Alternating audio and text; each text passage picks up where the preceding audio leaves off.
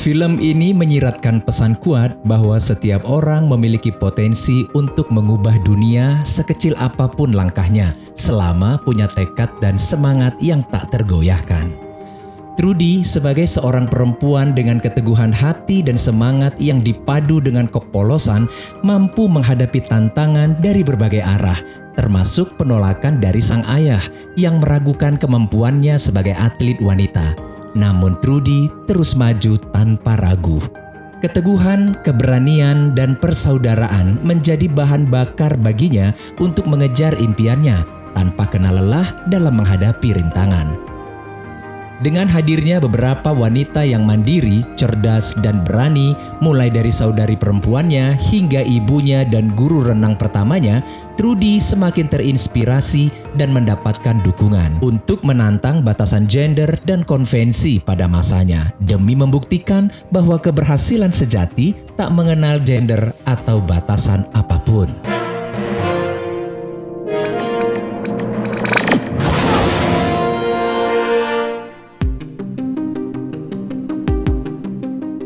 Film diawali dengan Trudy, seorang gadis kecil yang tengah menderita penyakit campak, yang pada era itu sangat ditakuti dan dikenal sebagai penyakit yang mematikan. Pada saat yang sama, peristiwa memilukan terjadi, yaitu sebuah kapal uap feri terbakar saat akan berlabuh.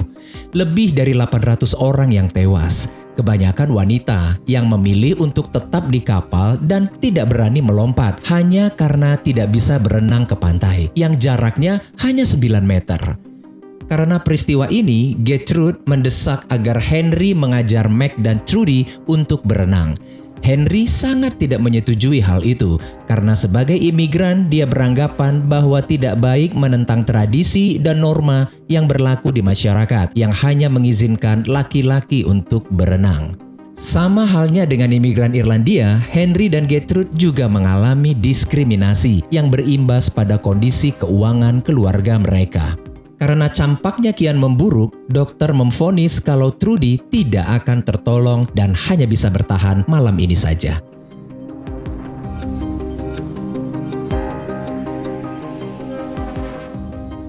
Mukjizat terjadi. Trudy sembuh dari campaknya. Karena pernah terkena campak, Henry sangat membatasi ruang gerak Trudy. Henry melarangnya untuk beraktivitas berat, termasuk olahraga apapun, bahkan renang sekalipun. Karena dokter mengatakan air akan membuat telinganya sakit. Sedangkan Meg, kakaknya, diizinkan berenang di kolam renang wanita. Karena Henry menyarankannya untuk mencari hobi lain, Trudy yang ingin sekali berenang ini mencoba untuk bermain gitar dan bernyanyi. Alhasil, suaranya yang tidak seberapa itu justru membuat kegaduhan, bahkan sampai mengganggu tetangga di sekitar rumah mereka, bahkan para pelanggannya.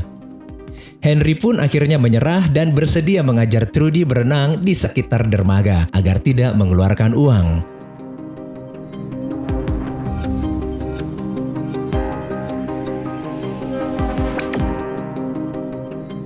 Tumbuh sebagai gadis dewasa, Meg dan Trudy memiliki hobi berenang mengitari dermaga. Gertrude dapat melihat kalau kedua putrinya ini memiliki potensi untuk menjadi perenang seperti atlet tingkat tinggi Amerika lainnya. Gertrude memutuskan akan mendaftarkan anaknya ini untuk bergabung dengan sebuah tim renang agar dapat mengikuti kompetisi. Henry terkejut mendengar ide istrinya ini dan menganggapnya lelucon. Serius dengan apa yang dia ucapkan, Gertrude membawa Meg dan Trudy ke Asosiasi Renang Putri di bawah bimbingan Epi sebagai pelatih yang kala itu sangat fokus dengan renang gaya bebas 28 ketukan karena dianggap sebagai gaya renang tercepat. Setelah dites, Meg lah yang diterima.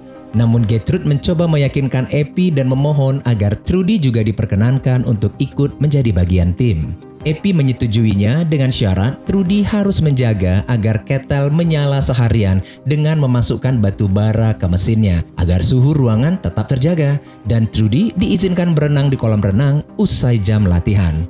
Gertrude menyetujui syarat itu. Henry sendiri berencana ingin menabung untuk membeli telepon yang pada waktu itu belum begitu terasa manfaatnya. Namun Gertrude mengatakan dialah yang akan bertanggung jawab untuk membayar biaya renang Meg dan Trudy sebesar $2 per minggu dengan kerja sampingan. Epi dapat melihat semangat Trudy yang menyala.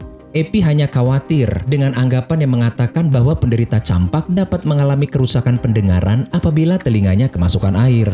Namun melihat tekad Trudy yang besar dan siap menghadapi tantangan sebesar apapun, Epi pun akhirnya mengizinkan Trudy untuk berlatih dan berlomba bersama dengan anggota tim lainnya. Dan siapa yang kalah akan diberikan sanksi untuk mengurus ketel. Trudy tetap masih yang paling lambat dan harus mengurus ketel. Namun tekadnya justru kian membara. Sembari terus latihan di dermaga dan mengembangkan gaya bebas yang sudah dipelajarinya hingga mahir, Trudy pun akhirnya tidak lagi berada di urutan paling belakang. Dengan tekun, Trudy terus berlatih. Sementara Meg yang sedang jatuh cinta malah sibuk pacaran. Pada waktu itu, William Burgess sangat dikenal sebagai pria kedua yang berhasil berenang menyeberangi Selat Inggris, yang dikenal sebagai laut paling ganas, tempat di mana banyak pria yang mencoba melintasinya telah kehilangan nyawanya. Burgess menghabiskan waktu 22 jam dan 35 menit di air. Persatuan Olimpiade Amerika mengadakan perlombaan menyambut para juara renang putri dari Australia. Karena telah dilatih oleh para profesional, perlombaan ini diperbolehkan memakai kolam renang pria. Epi memberikan dorongan pada Meg agar dia dapat memenangkan perlombaan 200 meter atau 4 putaran ini. Perlombaan pun dimulai. Trudy terpeleset ketika meloncat. Alhasil, dia berada di urutan paling belakang. Perenang Australia memimpin di depan dan disusul oleh Meg. Terjadi persaingan yang ketat antara Arnetta Kellerman dan Meg Ederle. Namun siapa sangka, Trudy yang tak dikenal dan tak diunggulkan ini yang tadinya berada paling belakang mengejar ketertinggalannya dan melewati satu persatu perenang yang ada di depannya. Terang saja perhatian publik beralih padanya. Epi yang tadinya meremehkan Trudy kini menjadi takjub melihat aksi Trudy. Trudy Ederle memenangkan perlombaan ini. Kemenangan Trudy menjadi pemberitaan di surat kabar. Namun ayahnya sama sekali tak ambil pusing dengan peristiwa itu dan menganggapnya sepele. Dalam setiap kompetisi yang diikutinya, Trudy selalu menang dan membawa pulang trofi. Trudy memecahkan rekor renang 100 meter negara bagian, lagi dan lagi. Dia juga berhasil memecahkan rekor nasional 400 meter. Kemenangan yang terus-menerus diperolehnya menjadikan Trudy Ederle dikenal sebagai perenang yang tak terhentikan. Sayangnya, meskipun predikat juara 1 dunia berhasil disandangnya dan memegang 4 rekor dunia, Henry ayahnya sama sekali tak melirik putrinya yang semakin terkenal ini. Henry menjodohkan Trudy dengan seorang pedagang kacang dari Heidelberg bernama Horst yang sekarang membuka kios di depan toko dagingnya. Namun ketika di dermaga, Meg dan Trudy sepakat untuk mengerjainya dengan pura-pura tenggelam. Horst yang panik dan tidak tahu berbuat apa, hanya bisa lari dan berteriak kacang. Henry kesal melihat ulah anak-anaknya ini. Dia khawatir dengan masa depan Trudy yang tak menyelesaikan sekolahnya karena sakit. Belum lagi Trudy mempunyai masalah dengan pendengarannya. James Sullivan sebagai ketua AOU American Olympic Union mendatangi Henry dan mengutarakan niatnya untuk mengirim 6 perenang wanita ke Olimpiade di Paris, Prancis. AOU bermaksud ingin menunjukkan kepada dunia bahwa Amerika tidak takut untuk membiarkan wanita ikut serta dalam berlomba, dan Trudy adalah salah seorang yang akan berangkat. Meg yang mengalami dilema karena tidak diikutsertakan bersama Trudy, kepergok pulang malam dan bau minuman. Ditegur bukannya menyesal, Meg malah marah dan kabur. Jabez Wolfe ditunjuk untuk menjadi pelatih dan mendampingi kontingen putri yang akan ikut Olimpiade di Paris. Trudy dan kawan-kawannya diingatkan di kapal nanti tidak diperbolehkan adanya kontak dengan atlet pria dan harus memberitahu sebelumnya bila Trudy dan kawan-kawannya ingin keluar kamar.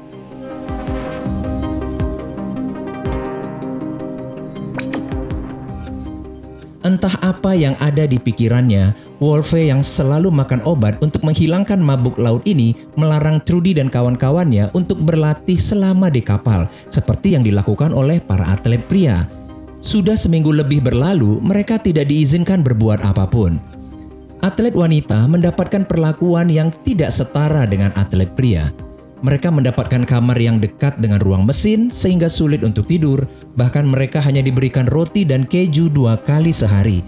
Bahkan selama di Paris nanti, mereka hanya boleh latihan saat lomba dimulai.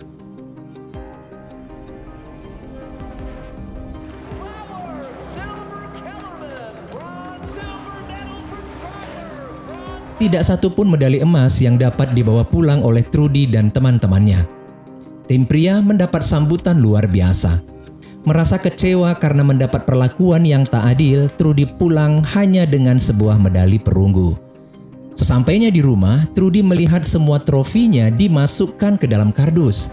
Meg menceritakan kalau wanita tidak akan diikut sertakan lagi dalam perlombaan renang. Dana dan pelatih tidak akan disediakan lagi.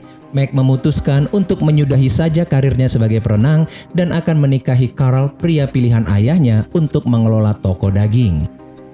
Aturan di pantai pun semakin diperketat. Perempuan dilarang mengenakan pakaian yang memperlihatkan kulit kakinya. Trudy sudah tidak bisa lagi berenang mengitari dermaga. Impiannya mulai terkubur. Hari-harinya hanya disibukkan dengan mengelola toko daging ayahnya. Beberapa anak yang termotivasi dengan Trudy mendatangi Trudy dan mengatakan bahwa mereka sangat terinspirasi dengan perjuangan Trudy selama ini, dan Trudy adalah pahlawan bagi mereka. Trudy hadir dalam sebuah acara perayaan di pantai. Di sana sedang diadakan sebuah pertunjukan yang mempersembahkan pameran renang melintasi Selat Inggris yang diperankan oleh Bill Burgess langsung. Melihat aksi Burgess yang rada sableng ini sehingga ditangkap atas tuduhan ketidaksopanan, Trudy termotivasi dan berniat untuk menyeberangi Selat Inggris. Sayembara kembali dibuka.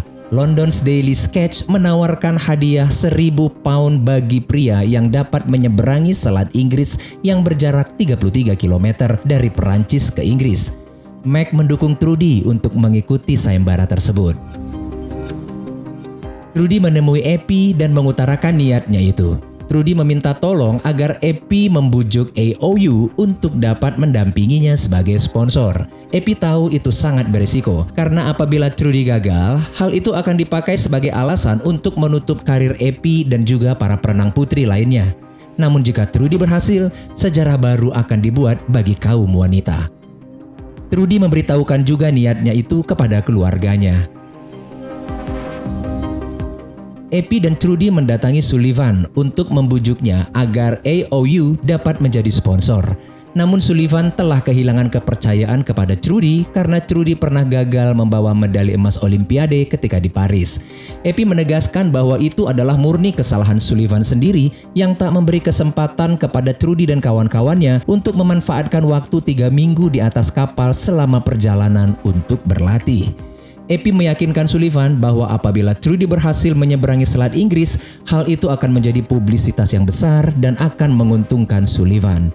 Namun sebagai alasan untuk menghindar dari tawaran Epi dan Trudy, Sullivan mengatakan kalau dirinya ada acara makan malam ulang tahun ibunya yang ke-88 di Penners, New Jersey sekarang.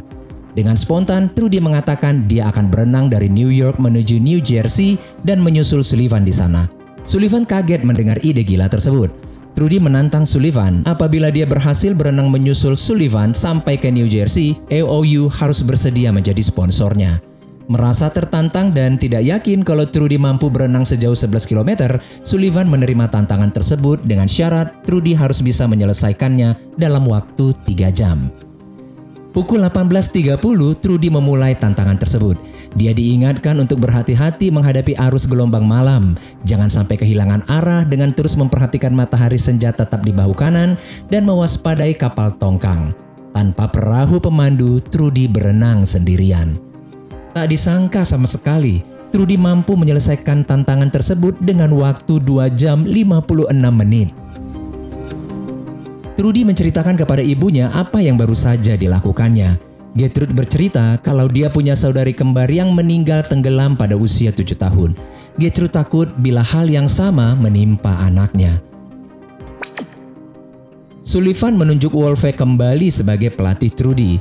Trudy menolak dan meminta Epi lah yang seharusnya menjadi pelatihnya. Namun Sullivan mengancam bahwa AOU tidak akan menjadi sponsor apabila bukan Wolfe yang menjadi pelatih. Apa boleh buat, Trudy tidak mempunyai pilihan. Sesampainya di Prancis, Trudy berkenalan dengan para perenang pria yang juga turut dalam sayembara tersebut. Mereka baru saja berduka karena sepekan lalu salah seorang di antara mereka tidak berhasil melintasi Selat Inggris dan tewas tersesat arus di kegelapan laut dangkal, tempat di mana paling banyak memakan korban. Namun Trudy yang memang memiliki niat baik ini mencoba untuk tetap positif walaupun dirinya diremehkan.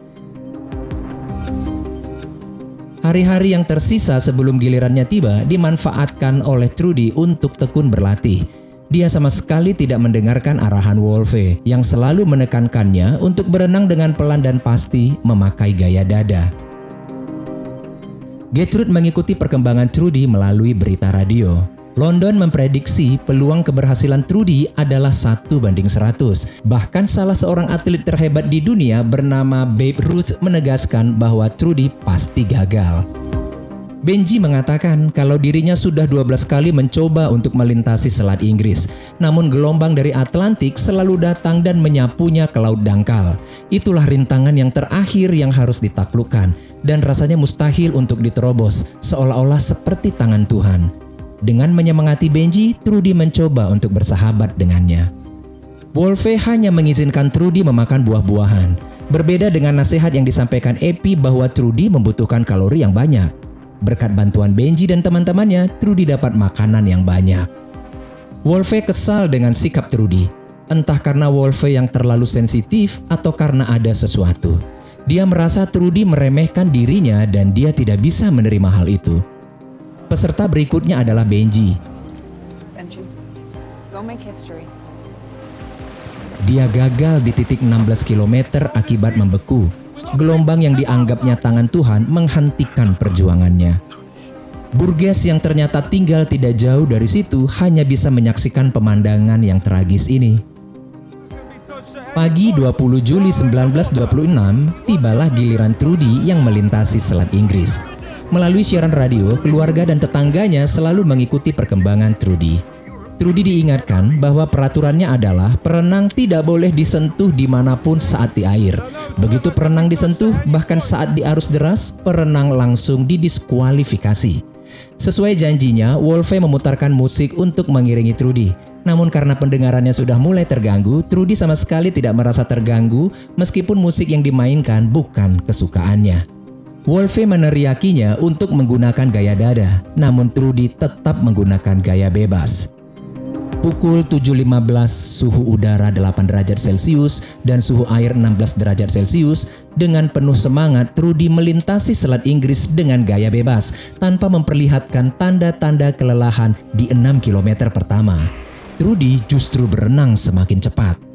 Entah apa yang sedang dicemaskannya, Wolfe berusaha untuk selalu mengganggu konsentrasi Trudy dengan menawarkannya makan buah. Trudy pun mendekat. Saat berusaha menggapai buah tersebut, seluruh fotografer berusaha untuk mengabadikan momen tersebut. Apakah tangan Trudy menyentuh tangan Wolfe? Anehnya, Wolfe tidak terlihat berusaha memberikan buah tersebut. Dia malahan kelihatannya sedang berusaha menarik Trudy mendekatinya agar menyentuh tangannya. Untungnya, apel tersebut terjatuh. Trudy mencurigai sesuatu. Dia merasa ada yang janggal. Jarak yang ditempuh masih harus 26 km lagi. Wolfe yang sedang mabuk laut ini memasukkan obat anti mabuk ke dalam teh dan menawarkannya kepada Trudy. Trudy tiba-tiba merasa pusing, muntah-muntah, mengantuk, dan mulai tidak fokus. Di 9 km, Trudy kelihatan tidak sanggup lagi melanjutkan aksinya. Wolfe membawanya naik ke perahu.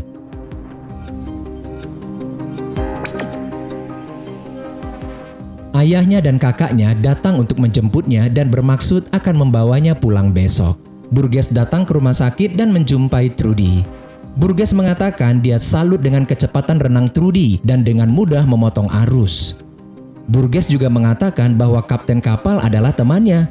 Dia sempat melihat bagaimana Wolfe ingin menyentuh tangan Trudy ketika memberikan apel agar Trudy didiskualifikasi. Dengan kecepatan yang sedemikian, sulit dipercaya kalau Trudy berhenti dan tenggelam di titik 9 km. Merasa curiga dengan apa yang terjadi, Burgess meminta Trudy menceritakan apa yang dialaminya. Trudy pun menceritakan efek yang dialaminya setelah meminum teh pemberian Wolfe, dan Wolfe selalu mengonsumsi pil anti mabuk. Mendengar apa yang diceritakan Trudy, mereka pun mencurigai bahwa teh tersebut telah dicampur dengan pil anti mabuk. Itu sebabnya Wolfe langsung pergi dan menghilang. Namun sulit untuk menceritakan hal tersebut kepada pers. Untuk itu, Trudy harus membuktikannya dengan melintasi Selat Inggris dan menginjakkan kaki di Inggris. Burgess mengatakan bahwa dia merasa terhormat untuk melatih Trudy. Henry pun mendukung keputusan anaknya ini. Sullivan mengantarkan Trudy ke kabinnya, namun diam-diam Trudy segera kabur melewati jendela kapal.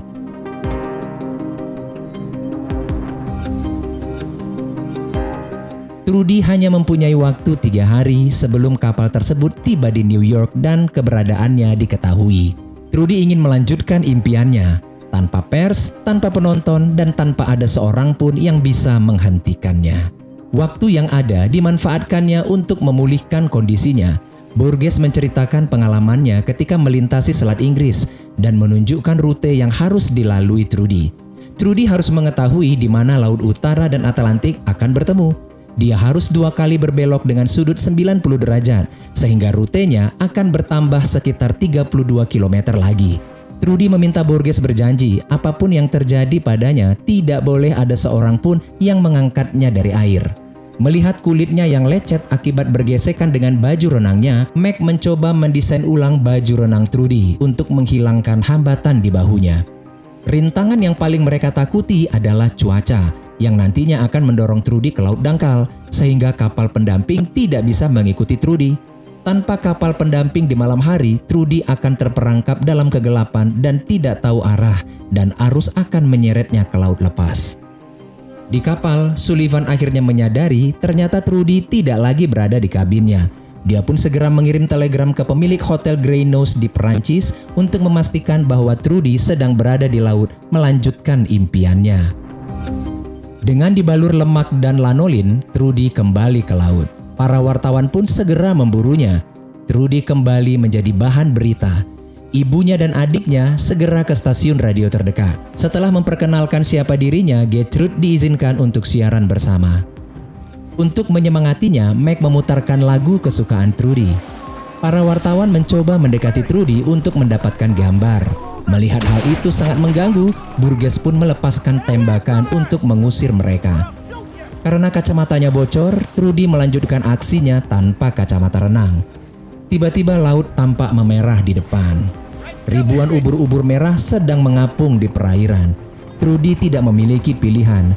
Dia harus menerobos kawanan ubur-ubur tersebut. Melihat tekad anaknya yang besar, Henry hanya bisa ikhlas dan berharap anaknya dapat selamat.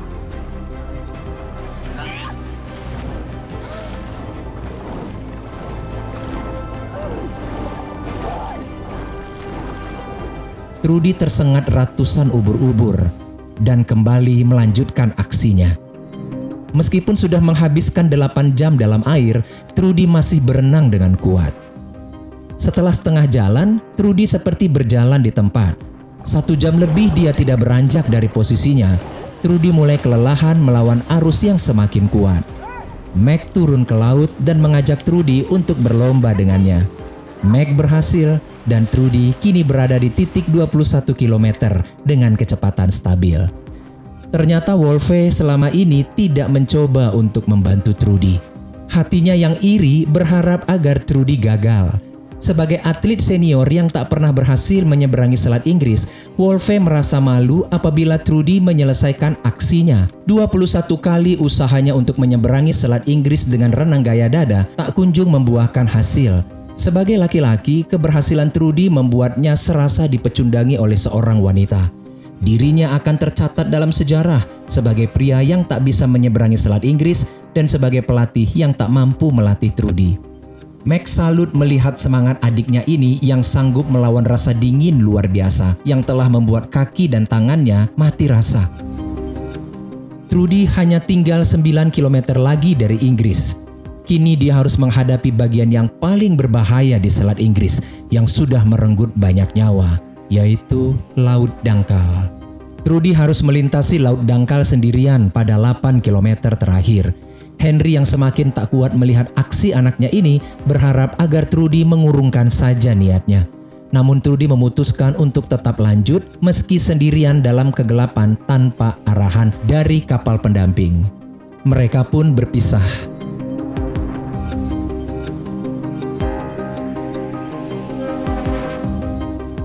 Apa yang ditakuti pun terjadi. Trudy kehilangan arah dalam gelapnya malam. Berjam-jam sudah berlalu, Trudy tak kunjung sampai ke pantai. Dia diperkirakan hilang di Laut Dangkal yang jaraknya tinggal 8 km dari darat. Tak disangka, apa yang dilakukan Trudy ternyata mampu menyita perhatian penduduk pesisir pantai Inggris. Mereka bekerja sama dan menyalakan api yang besar di sepanjang tebing Dover, berharap Trudy akan melihat terangnya. Nyaris putus asa, Trudy yang tadinya hanya berputar-putar di tempat, akhirnya melihat secercah cahaya di kejauhan dan berenang mendekatinya.